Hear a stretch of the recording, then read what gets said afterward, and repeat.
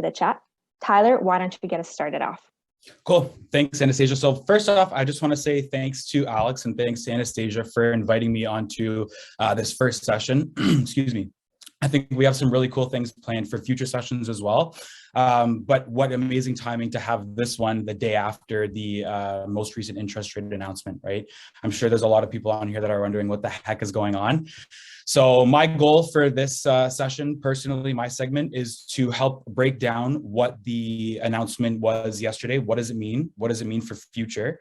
And what does it mean for right now? And then also let's chat about some solutions that also look at allowing it to make sense to get into the market today, right? There's so much negative media out there about interest rates, which obviously turn off a lot of people from looking at purchasing a home right now or look at buying that investment property. But I think it's really important to understand why now still is a great time to buy.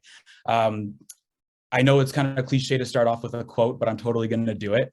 Warren Buffett once said, to be greedy when others are fearful and fearful when others are greedy. So my main goal today is to try and help you understand why it makes sense to be greedy in today's market. I'm just going to quickly share my screen here because I've got a couple of slides that I want to talk about. Can everybody see that? Yes? No, so we don't see it. Alex, would you allow access to the sharing screen for Tyler, please? We don't see it yet.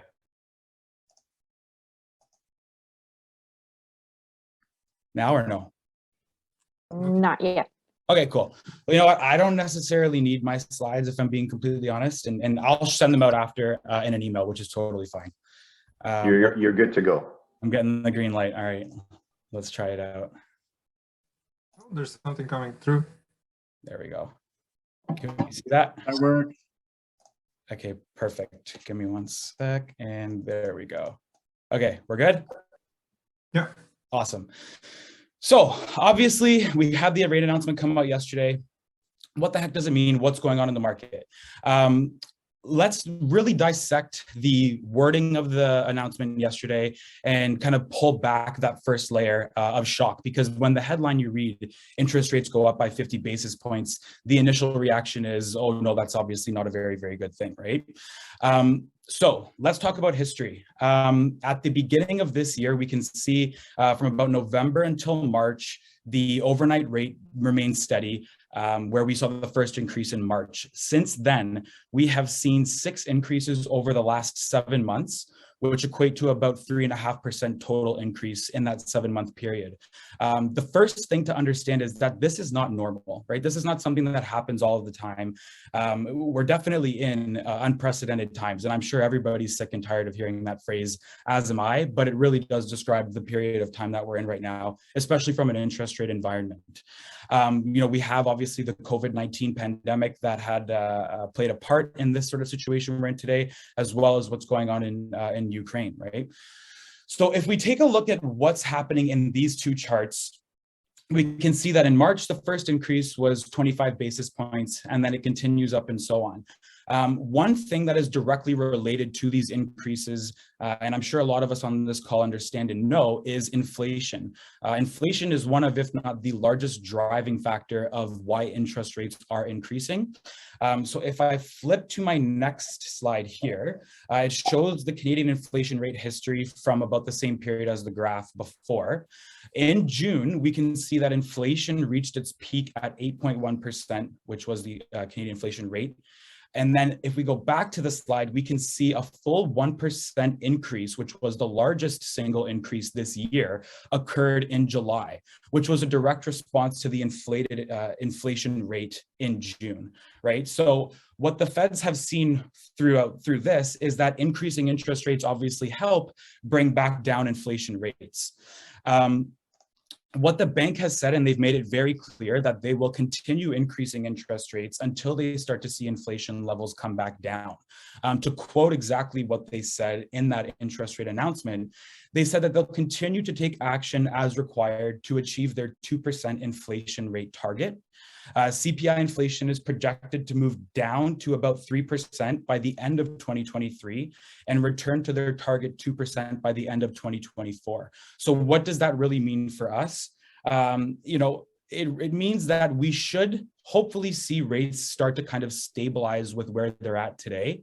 And the idea there is that they'll remain stable throughout 2023, where we might start to see some decreases happen as early as the beginning of 2024, or closer towards mid to end of 2024.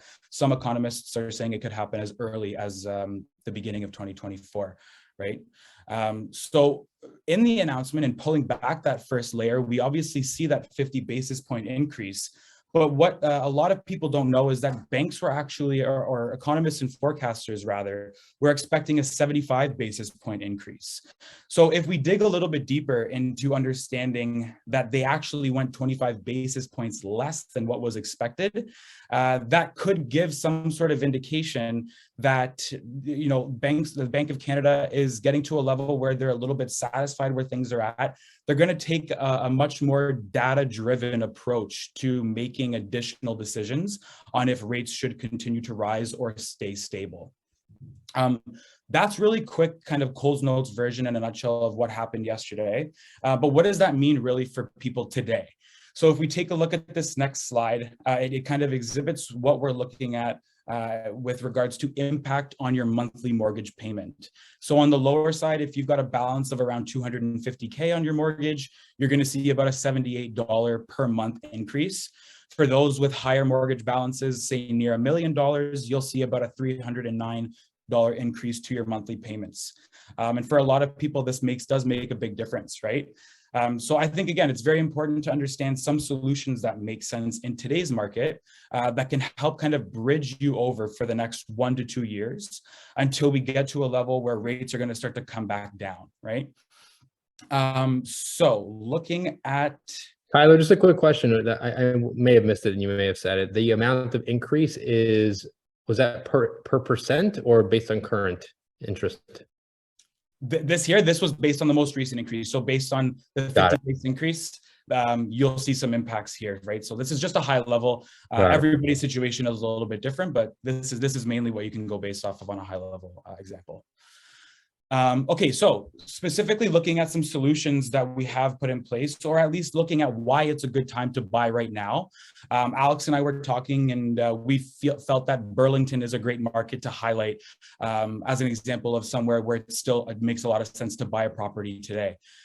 So if we break this down, looking at the first section, which is purchase price, the average purchase price for a home in Burlington in February was about $1.4 million in change.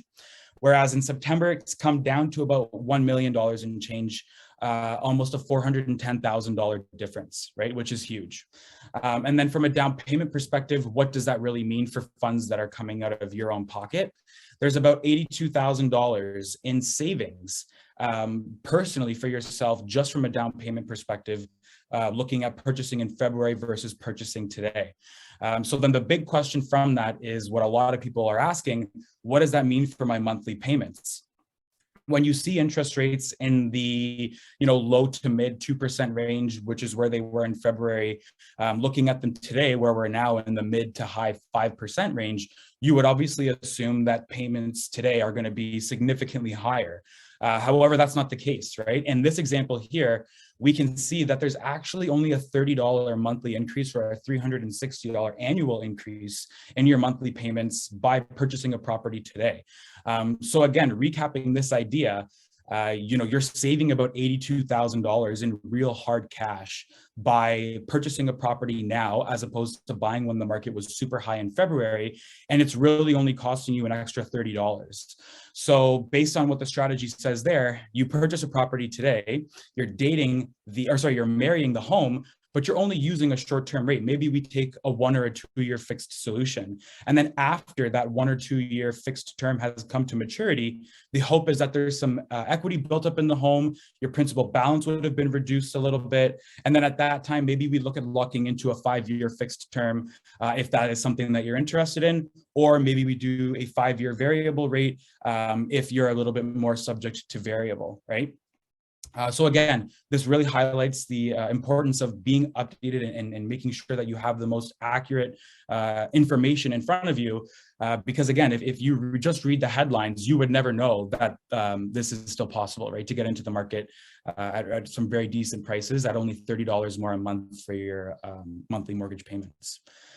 Moving on to my next slide, we'll take a look at, and this is really something that I wanted to highlight because again, it's something that I don't think a lot of clients know about.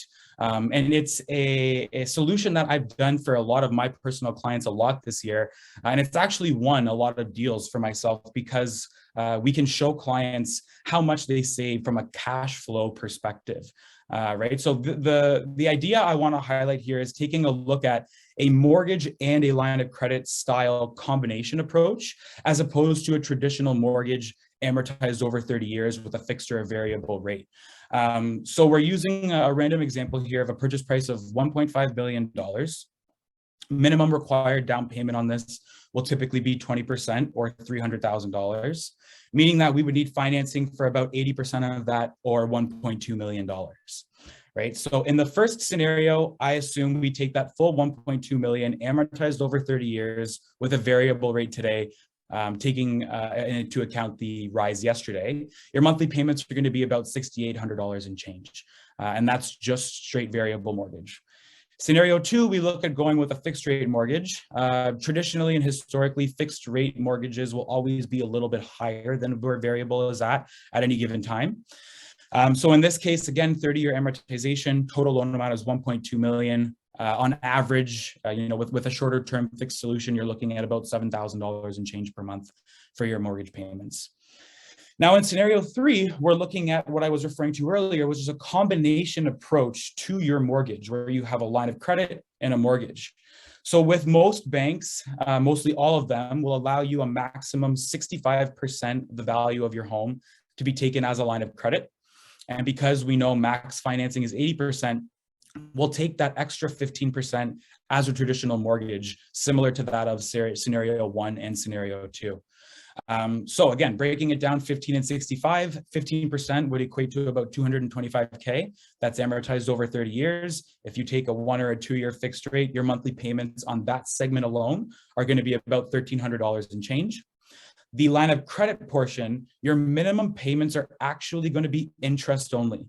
So that helps us keep payments as low as absolutely possible. And it really, really helps from a cash flow perspective, right? So the minimum interest only payments on that $975,000 line of credit, or 65%, is about $4,600 and change, or closer to $4,700. So the total monthly payment that you'd be making on that 225K mortgage segment and the interest only payments on the line of credit segment are about $6,000 and change. So if we compare the higher amount in scenario 2 with the total monthly payment in scenario 3, there is actually about $1,000 in monthly savings that you can be taking advantage of by looking at a line of credit solution. Now, obviously, it looks really, really great, but what's the catch? There obviously is one, in that the line of credit, if you're making interest only payments on that portion, you will never be making a principal reduction. So that $975K will stay the same until you make a payment that's in excess of the interest only payments, right? So is this a solution that's viable for the long term? If you're going to live in this house for 30 years plus, not necessarily, but it is a great it's a great shorter term solution. Bridge us over the next year, 2 years, until we start to see interest rates come back down. And then at that point, you can look, depending on the lender, to convert that line of credit segment directly with the lender you're already with into a fixed term mortgage or into a variable term mortgage amortized over X amount of years. Or you can simply move it to a new lender who's offering more favorable pricing, right? If you are with Bank A right now, when interest rates start to come back down, Bank B might be offering significantly more favorable rates. And so that's when we, as a mortgage agent, we can have a conversation with you and show you that math to say, yes, it makes sense to break this mortgage. Sure, there's going to be a penalty associated with it, but can we get the math to balance out where you're still coming out on top from a savings perspective, right? So I'm just going to stop sharing my screen for a second, but there is one more thing that I wanted to highlight that a lot of people, again, don't necessarily know about, or do know about it, but might not think about this as a solution for them or a real solution for them. And that's credit unions. Right. Alex and I actually hosted, I hosted a session with Alex not too long ago where we highlighted ideas about qualifying in today's market. How can we get our clients to qualify for the maximum mortgage? If it's a matter of getting our clients approved for a couple $100,000 more, that could make a big difference in today's market, right? And I know Alex and Anastasia can speak more towards that, right? So the idea is closing with a credit union as opposed to a traditional bank or any sort of monoline A lender. Credit unions are provincially regulated, where bigger banks and monoline lenders can be federally regulated. And so while being provincially regulated, they can avoid having to qualify their clients under the stress test. So we really remove a full 2% from the qualifying rate on any given application. There is a 1% fee that comes with using a credit union. But when you think about it again, looking back at that date the rate, marry the home, sure, you might be paying that 1% fee up front right now. But if we're looking at real-time savings of potentially $82,000 in the scenario of Burlington, there's some true value in looking at a credit union style partner for accessing larger amounts of financing today. So really, to kind of summarize what I'm saying, looking at the interest rate announcement, we saw 50 basis points. Is there going to be another interest rate announcement or increase rather in December when this another announcement set? It doesn't necessarily sound like it at the moment. I think what the Bank of Canada has made very clear is that the following announcements and increases are going to be very based on data. What's happening after that, that increase button was pushed so many times, and I'm sure we all have a couple of choice words we'd like to share with whoever was behind the scenes pushing that button. But based on kind of reading between the lines, it sounds like the feds are getting to a point where we're not going to see as significant increases as we have seen throughout this year. It sounds like in a perfect world, we could see a bit more of maintenance happening now throughout 2023, with rates starting to come down, hopefully by 2024, right? There are still some amazing solutions out there for people looking to get into the market today. It's just about understanding what your current options are, getting over the next 1 to 2 years. And then, like I said before, perhaps locking into a longer term solution once we come out of the interest rate environment that we're currently in today. And yeah, with that kind of ends my sort of segment, and I'll pass it over to Anastasia, and she can introduce the next segment. Perfect, Tyler. Well, thank you so much. I see that we do have some questions regarding your presentation. Now, if anybody else does have questions, please type them up and we will be answering them at the very end. Now, Alex, why don't you take away the next segment? Thank you, Anastasia, and thank you, Tyler. That was fantastic. It'll definitely be a tough act to follow, but I'll give her a go. So, first of all, thank you everyone for joining our session. It's nice to see you all here. And for those who don't know me, my name is Alex Winiarski, and I am part of the Win Realty team, which is part of Sutton Group Quantum. And let's begin. What's happening in today's real estate market? That's the good question. So what I wanted to start off with is I'm going to try to answer that question for you and show you a couple of articles that are floating around these days and trying to answer that question. So the first one is written by BlogTO. Toronto's real estate market just took an absolute nosedive. That's not very good. Then we've got another article from the Toronto Star. Toronto's real estate market will crash 30% or more by the spring, economists say. How bad will it be? Keep in mind, most of the provinces already seen a price correction of roughly 15 to 30%, depending on who you are. So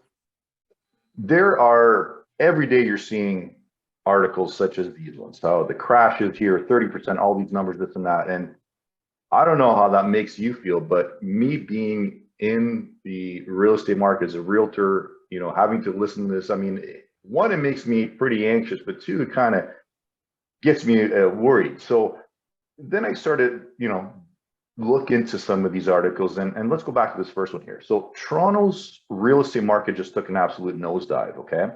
Then I start reading this article, and the author here says, the average price GTA wide dropped by 4.3% year to year, year over year to 1,086,762. So this figure represents an increase over August 2022 prices. So in one sentence, he's saying the markets just took an absolute nosedive, but on the other hand, it's only down 4.3%. So, what is it? Then if we go to this article by the Toronto Star where it's saying that the market's going to crash another 30% or more, I start reading this article and it actually starts referring to how some areas have already hit 30%. And they don't actually mention these economists. So I'm like, what's going on here? So then I look at who's writing these articles. Okay, so BlogTO, Jack Landau. So I looked up Jack Landau, and his credentials are photographer and all things urban. Okay, so think about that for a second. He's a photographer and all things urban, yet he's all of a sudden a real estate expert. Okay, so then I go to Clary Feinstein. Okay, staff reporter. Fine, that's what she is. So what we have to remember is editors, headlines sell newspapers. We all know that. So what happens is the editor-in-chief will go to their journalists, will go to the reporter and say, listen, we need an article on real estate, get me something out, let's get some headlines, let's sell it. So these poor journalists are scrambling and taking numbers, throwing them around. But what they're actually doing is they're selling the media, they're selling newspapers, because all you're hearing these days is like, oh my God, prices are crashing 30%. And it's human nature to read headlines. There's a lot of people who get their news from Facebook or BlogTO and tell their neighbor and tell, I get calls every day from my mom saying, oh my God, son, how's it going? I see the market's crashing by 160%. I'm like, Mom, calm down. It's not. So there's a ton of these articles about how badly the market's doing. Okay.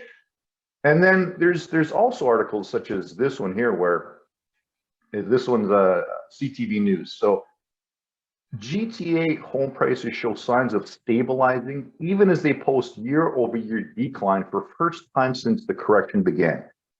I had to read this a few times to try to actually understand what that meant, and they're not wrong, but to somebody who doesn't have all the numbers and the facts, this to me is just a bunch of words that mean nothing, but quite different from, nosediving to 30% corrections and all that. So, and I'm going to show you one last article, just to prove a point that what we're seeing is a mixed bag of information. So this one is from the Financial Post, and keep in mind, all these articles are within the last month. Okay, this one was October 13th. So this article, Financial Post, don't let the market noise drown out what's right for you. Okay, so I'm like, well, this article isn't that bad. It actually kind of makes sense. So I look at the author, Tom Bradley. So who's Tom Bradley? Well, I find out that Tom Bradley is a co-founder of an investment fund. He's an economist and was recently inducted into Canada's Investment Industry Hall of Fame. Pretty respectable. No disrespect to Jack Landau, but a little bit more credible about writing what our economy, what our real estate market is doing compared to some of these other ones. So the exercise of those 4 articles was, don't just read the headlines, get into what the actual article's saying, look who's writing it, but most importantly, speak to, a financial planner, speak to your mortgage broker, speak to your realtor, because they are in the game 24/7. They're living it, they're breathing it. They know what's happening. So when we put everything aside, and some people on ARC are clients of ours, and they give us a call and say, hey, Tyler, Anastasia, Alex, what's truly going on? What's happening? I'm interested in buying a place. We have access to stats that the public doesn't. So let me give you an example. This one here is pulled from the from OMDRA, which is the Oakville Milton Real Estate Board, which is basically covers all of Southern Ontario.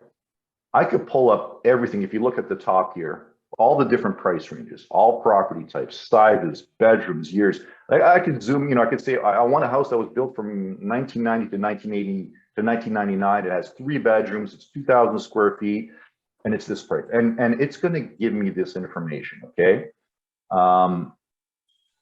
Then I could dive into it a little deeper. So this actually was very, very useful to us. Anastasia and I had a client that was selling their place in Georgetown over the summer, which was, very, very slow market. And we had to give them, typically we give weekly reports, but unfortunately this poor young couple had already bought and they were absolutely sweating buckets. Showings were down, no offers. It was just, their house was down 350,000 from the peak in February. So we had to sort of make them understand of what's happening. And this is part of Broker Bay. What Broker Bay does for us, it really digs into the stats even more. And just to show you an illustration, I chose showings in Oakville, okay? If you look at, the graph here, it's about 4,000 showings. This is the beginning of the year.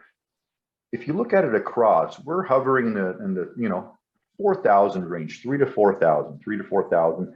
This little dip here, the reason is that I pulled this stat at the beginning of the week on a Monday, so of course they're not going to shove all the stats. So if we look across the stats from the beginning of the year, we're in the 3,000 to 4,000 showings per week. Okay, now I can go into offers, average price sold, lease, new listings, everything, but I wanted to show you showings. And why is that important? It's important because I'm trying to answer the question of what's happening in the market today.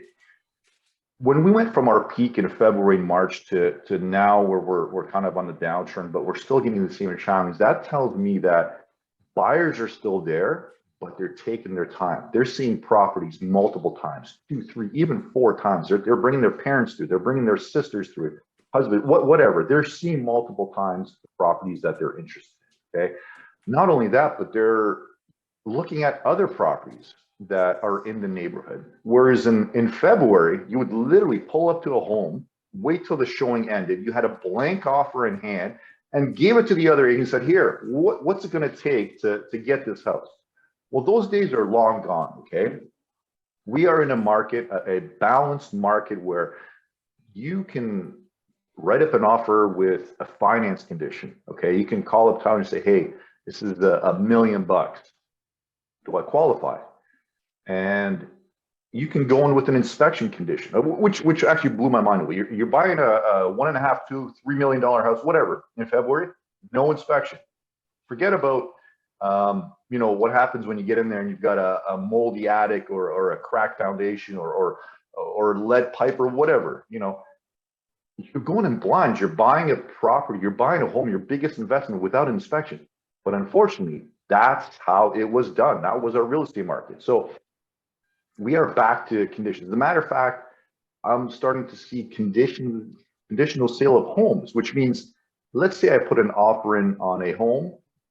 One of the conditions I might be able to put in is I won't firm up on this offer until I sell my home, which we haven't seen in years. So we are getting into, we're not getting into, I feel we are in a balanced market, okay? And there's different metrics that we use to judge whether we're in a balanced market. One of them is average days on the market that a house sits.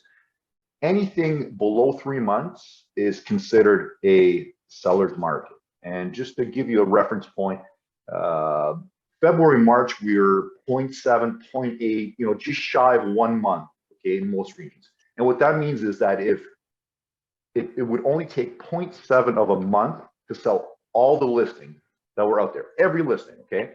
Now we're creeping up to in some areas we're over 3, somewhere, let's just say we're around 3. So between 3 and 4 months is a balanced market, okay? And anything over 5 months is the buyer's market. So we haven't seen a buyer's market here, well before my time, probably in the early 90s, but we are creeping into a very balanced market, which is excellent. So That's another metric that we use to find out how the market is performing, okay? And then let's say, you want to dive even deeper. This is, again, so I pulled this up from TREB, which is the Toronto Real Estate Board, which, by the way, is the largest real estate board in the country, or never mind the country, the world, with over 70,000 agents. And it covers everything from, or the majority from Durham on the east, Halton to the west, Simcoe to the north. And I chose Burlington. And let's look, I see Benny's on here. So let's look at Tansley. So Benny comes to me and says, Alex, thinking about selling my house. I go to Tansley. I say, okay, well, in the second quarter of 2022, Ben, there was 28 sales, okay? The average price was 976,000. And that's all house types. That's townhomes, condos, family detached. I could break that down even more. There was 79 new listings, 23 active listings. So if Ben says, well, look, I see a lot of for sale signs in the neighborhood. And I said, well, Ben, you're in a small neighborhood. So 23 listings, that is quite a bit. You want to see if that number goes down.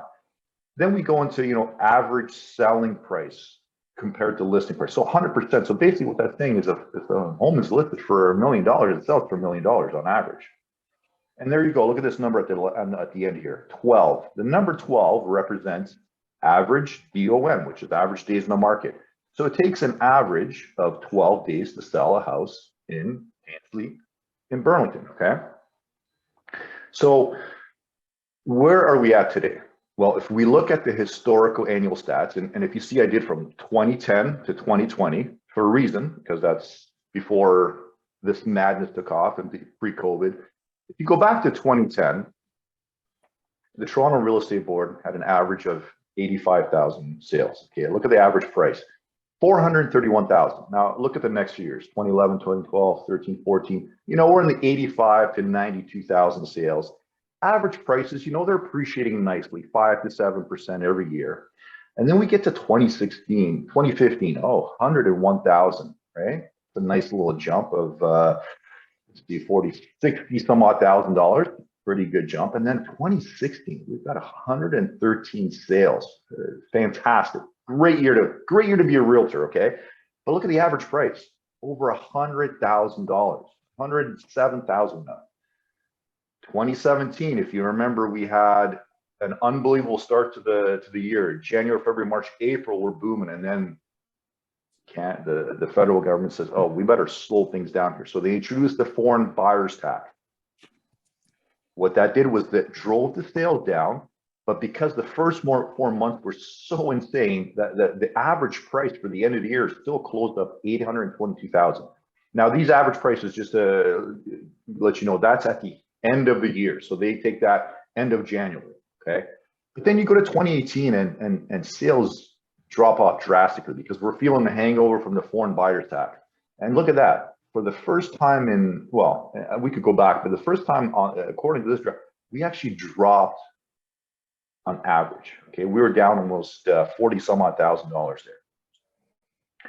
We get past that, we're humming along. 2019 sales go back up. Prices go up slightly, but then look at 2020, okay, back to a banner year, price is 929. Okay, so remember that number, 929,000 was the average price.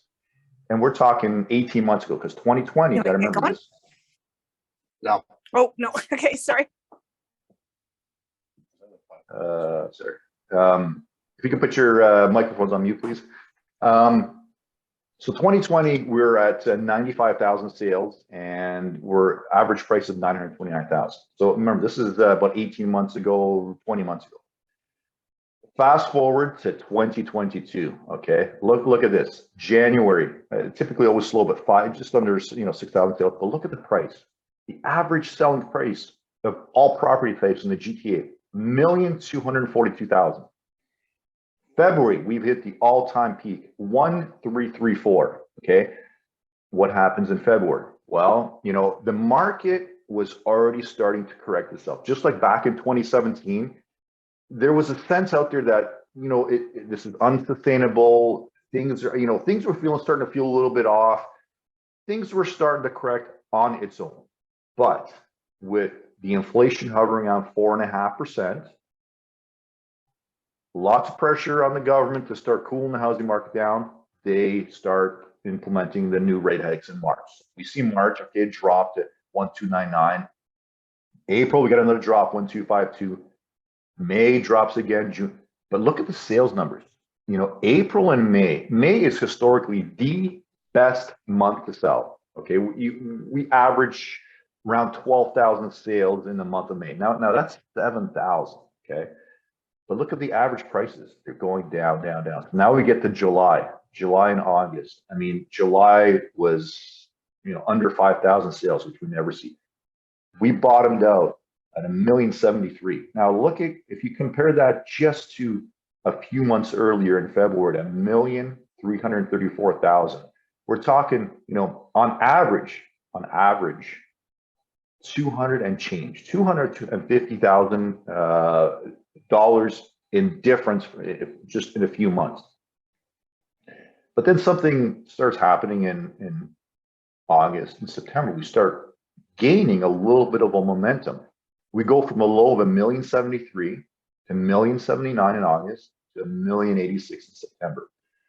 So when starting to analyze this, there's a few things that I look at and I think about. So if you think about the market as a U, okay, where the top of the U is February, my personal opinion is I think we're somewhere in this area right here where maybe we've hit the bottom, maybe we haven't, maybe we're at the bottom and on our way up.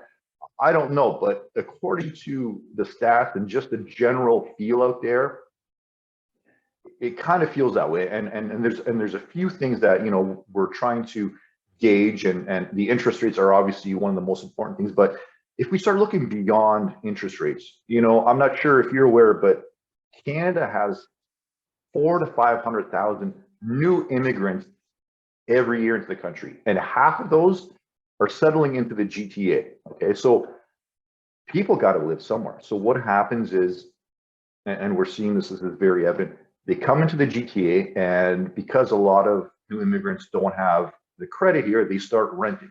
Well, what's happened to our rental market? The housing resale market is quiet. The rental market has shot through the roof. We have a savvy client that bought a home in St. Catharines last year. First month on the market, we leased the home out for $2,950. Everything's going great. Get a call. Unfortunately, the tenant decides to leave 8 months in. We say, no problem, Mr. Client. Market's really good. We're going to get you more. We got $3,250. Literally, a couple days later, or maybe a week later, we had multiple offers. So $300 more a month within an 8-month span. Okay. I just leased out a townhome in Hamilton for $3,100. It was advertised for $2,950. We had 4 offers and it went for 31. So we're now seeing multiple offers on rental properties. So again, if you are a buyer in this market, if you are an investor with cash on hand, it is such a great time to be involved. You've got conditions that you can put in. You've got choices. You can actually be cash flow positive in certain markets that you haven't been able to in many years. So if you're brand new to the game and to the market, you can get in, you can look at a property, you could sleep, you could go home, sleep on it for a week and it'll probably still be there. If you're an investor and you got cash on hand or have the ability to borrow money, you can get a investment property, rent it out, be close to cash flow positive, if not cash flow positive, and have a choice of the tenants that you want. You're getting multiple offers on your tenants. So the bottom line is, I think it's a really good market to be in, where we're seeing the pace pick up a little bit. You've got a balanced market. You're not having the frenzy of making a decision, you know, in purchasing a home, you know, before you can even think about it. And where do we go from here? Well, I think, and again, this is just an opinion, but as quickly as the market churned, And when I say quickly and overnight, over a couple weeks, I mean, it takes a few months, but I think it's going to happen again. I think once we hit that bottom, things will churn just as fast on the way up. And the way media is portraying this doom and gloom, it's going to be portraying it on its way up, and we're going to start seeing, what's happening right now. We're creating a backlog of buyers. There's buyers out there. They're sitting there. They're watching prices drop. But as Tyler said, and I can't remember the phrase, marry the home or date the rate. There can't be any more true. You buy the house you love, whether it's for investment or for ownership. Okay. Yes, you're paying a little bit more in interest rate now, but that's temporary. The price you're paying today or tomorrow or next month, you would have paid that price forever. In a few years, that would have appreciated. But in a few years, when interest rates go down, you're going to get the benefit of that. So I think it's a wonderful time to buy. There's lots of different lending options. There's the inventory may not be as there, but if you look close enough, if you really look for an area that you love or like or interested in investing in, you will find a home that will be right for you. And if there's any questions that you have that you can't think of today, but want to touch base with us or contact us, there's our information. We'd be happy to sit down with you. Probably, best thing to do is start off with speaking with Tyler, see what you're approved for, see what you can get. He's got the different options with the B lenders, which he didn't touch up on, which you can. There's B lenders, there's credit unions, there's the different options, mixing up a line of credit with a traditional mortgage. And then when you're ready, reach out to Anastasia and I, and we'd be happy to find you that wonderful opportunity. So, well, thank you, Alex, for It's that. for me. That was wonderful. Now, I see we do have some questions in our chat, so why don't we start off with that? So, Alex, you have asked some questions. Tyler, this is going to you. Can I break my current mortgage and go for option 3? And can I top up my payments whenever I want under option 3? Yeah. So no, that's a great question. You can always, and the easy answer is that you can always break your mortgage, whether you're fixed or variable, but you have to ask yourself the question, does it make sense for me to do that? Because whenever you break a mortgage, whether you sell a home or you're looking to access better rates, perhaps, there will be a penalty charged. Typical rule of thumb is that with variable interest rate mortgages, you're looking at 3 months worth of interest payments. And then for a fixed rate penalty, on average, and more of a high level type of answer, is that it's going to be anywhere from 3 to 5% of what the current balance is. But it's very dependent on what your situation is like. So the answer to the question is yes, you can break your mortgage to go with option number 3. That option, if you did have to break your mortgage, I would recommend for somebody who's having a really hard time sleeping at night with all of these interest rate increases, or somebody who's just struggling right now with cash flow. And let's be honest, a lot of us are. I would say the majority of Canadians are struggling with cash flow right now, specifically in relation to their monthly mortgage payments.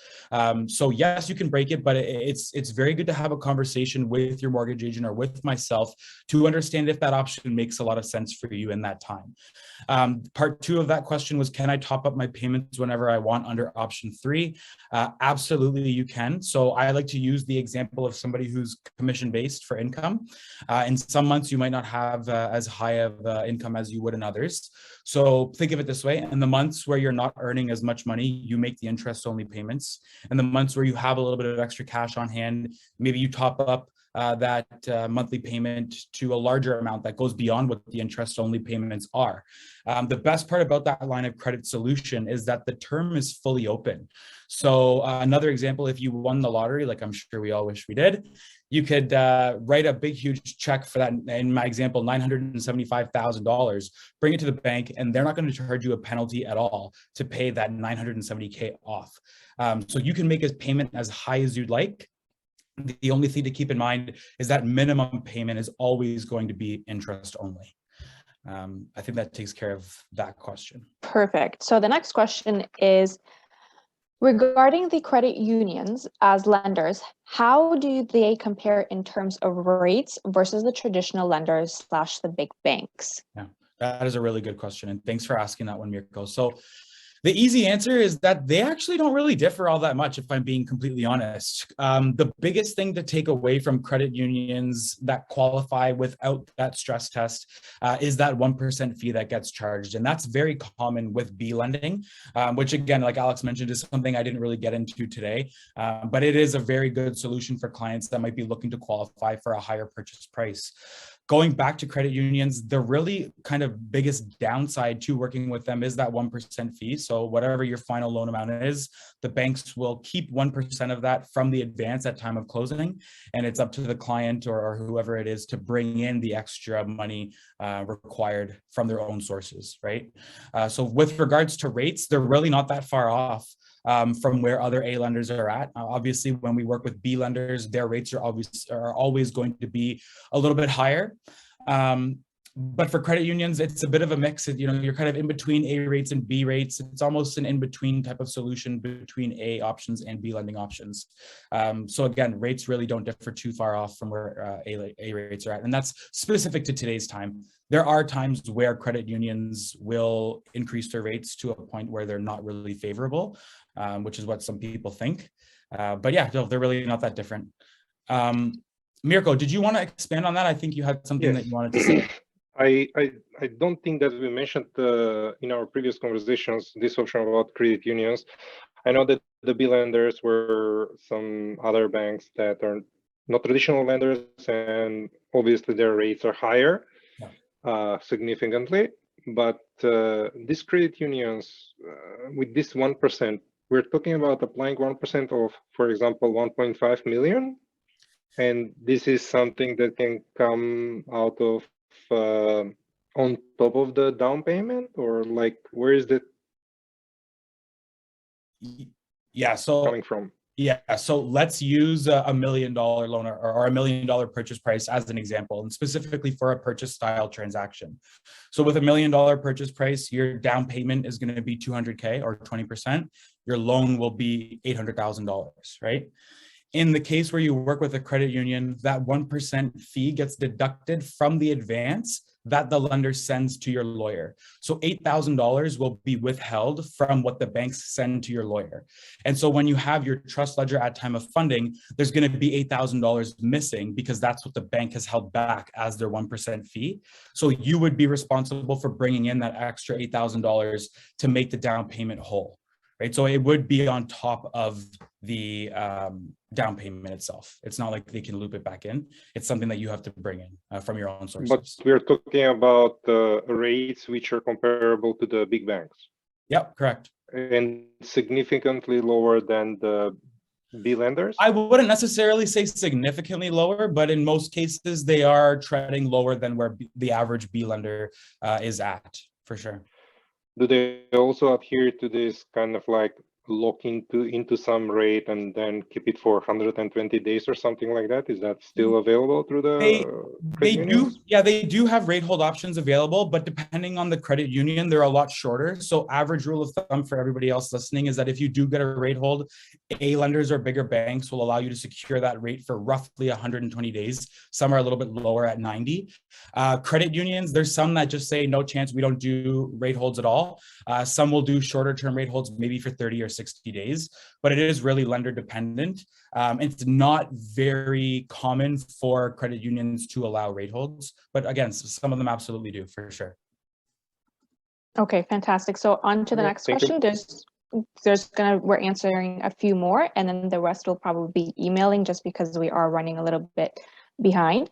So for Tyler, are you telling people, this is coming from Bed, are you telling people to play the short game 1 or 2 years, or what would you suggest to someone renewing in the current day? Yeah, great question. And thanks for asking, Ben. So There's a lot of solutions out there for people who are renewing their mortgage. It's about what makes sense for you personally, right? There's a lot of people out there that are very risk adverse. And then there's a lot of people that are on the opposite side of that fence. So my recommendation is if you're looking for a little bit of security, take that 1 or 2 year fixed rate option from the bank that you're working with, or have a conversation with somebody like myself to see what other banks are offering on the shorter 1 or 2 year fixed terms. The idea there is that you fix your payments for that 1 or 2 year timeline, meaning that you don't have to really worry about payments fluctuating as rates go up or come back down kind of thing.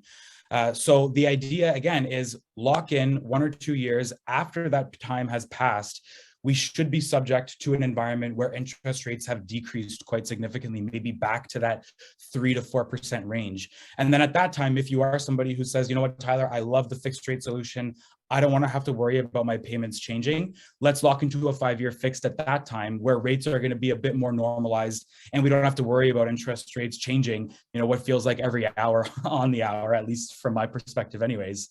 But a 1 or 2 year fix is a great solution. Or take a line of credit approach to your renewal, right? That whole example that we talked about, there's major significant savings in from a cash flow perspective by taking advantage of a line of credit style product.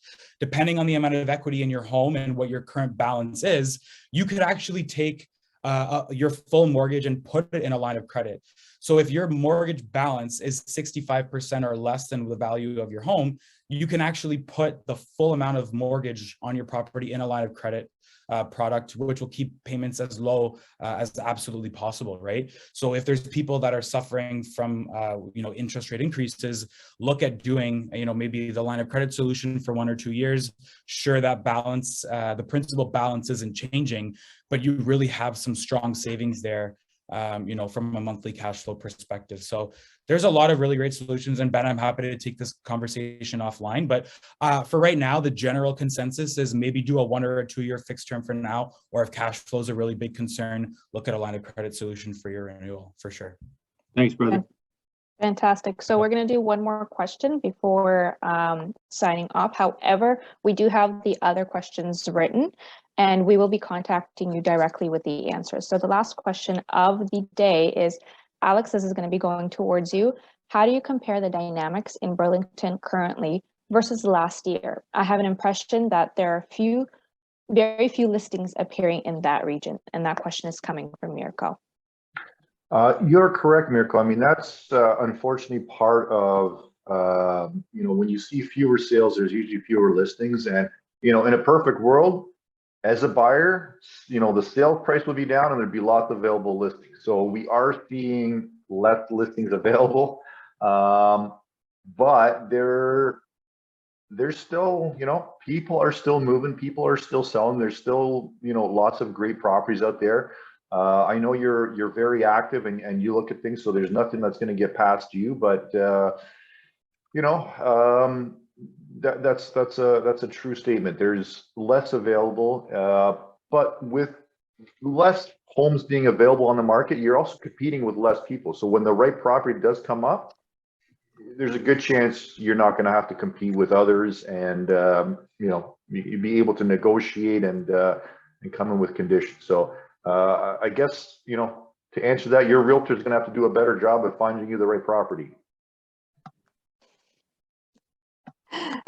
That is fantastic. Now, that's going to be all the questions for today, just because we are running short on time. However, what I'm going to be doing is, Alex, if you can take a moment to put up all of our contact information on the screen, so then that way everybody can have a chance to write it down or take a picture of it. There you go. There's all our information. Fantastic. So take a moment to take a picture or write it down, and we will be emailing this session to you as well. Tyler will also be emailing his presentation to everyone that joined in today. Now, I would like to thank everyone coming in, and I would absolutely love to thank Tyler and Alex for taking the time to do this. Now, that is all. If you have any questions, you do have our information directly. Please don't hesitate to reach out. We're more than happy to help you guys. Yeah. Thanks again for joining, everybody, and have a wonderful evening.